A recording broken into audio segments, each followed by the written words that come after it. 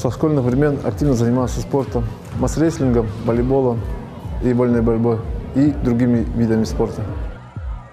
После студенчества надо было поставить приоритеты, и спорт отошел на задний план. Но совсем недавно мой старший брат Руслан Платонов привел меня в тренажерный зал, и внутри меня вспыхнула искра.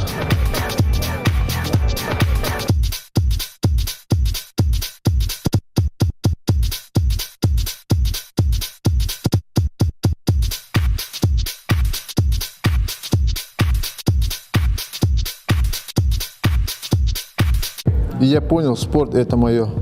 И ко мне пришла идея создания спортивного сооружения «Саха-турник».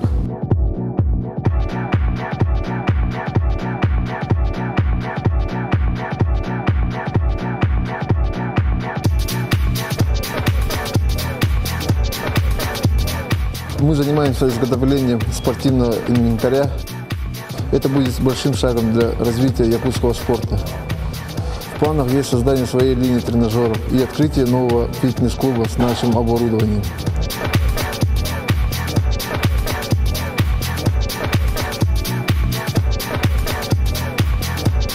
И вообще мы хотим, чтобы наш тренажер «Саха-турник» стоял в каждом доме.